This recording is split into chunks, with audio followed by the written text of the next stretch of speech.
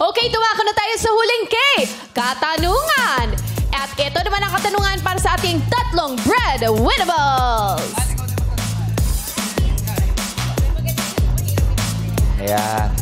Go on. Ito ang ating unang tanong. Ba't nandun ka? Ha? Diyan ka lang. Wala, sinilip niya lang. Sinilip niya yung likod kong okay. Ang katanungan, sa junk shop, kahit mga basura ay may halaga. Bilang isang breadwinner, sa palagay mo ba ay napapahalagahan ka? Perfect. Yes po? Bilang isang breadwinner po, nararamdaman ko naman na mahalaga ako sa lahat ng pinapakita kong pagmamahal sa kanila, sa lahat ng tulong na ibinibigay ko sa kanila. Nararamdaman ko naman na naibabalik nila to sa akin. Parang naiiyak si Miss Joy.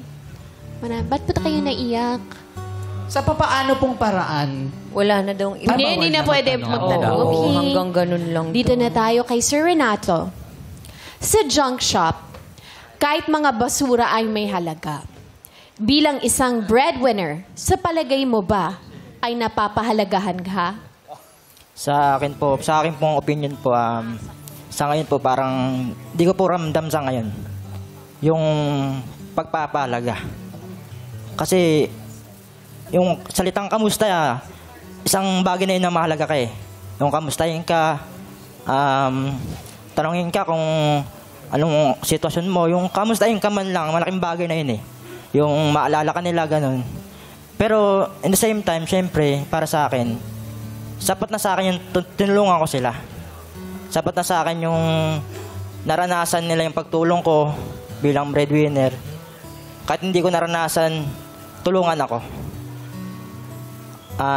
Ayun po. Thank you po, Sir Renato. Isang kamusta daw ang mahalaga sa kanya. Tsaka nanginginig siya, no? Parang galing sa puso yung sinasabi. Ito si Michael. Sa junk shop, kahit mga basura ay may halaga. Bilang isang breadwinner, sa palagay mo ba ay napapahalagahan ka? Opo. Kasi po, kung talagang nagmamahal ka, mahalagahan ka. Pero sa tingin mo ba na papahalagahan ka? Opo. Paano? Kasi ano po, binibigyan nila ako ng oras tsaka ng time.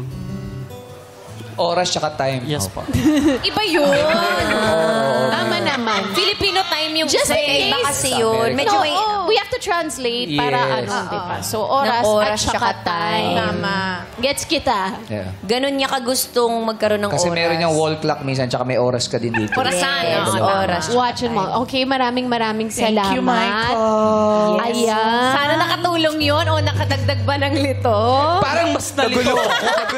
Lalo na doon sa oras at saka sa time. Pero alam mo, lahat sila parang sincere. Oo, naiiyak-iyak. Minsan Pero di ba pwede lahat sila breadwinners. Pero Yes. dapat... Pwede lahat. Hindi na nagtatrabaho sa junk shop. Oo. Yun ang Pero ang hinahanap natin, breadwinner na nagtatrabaho sa junk shop.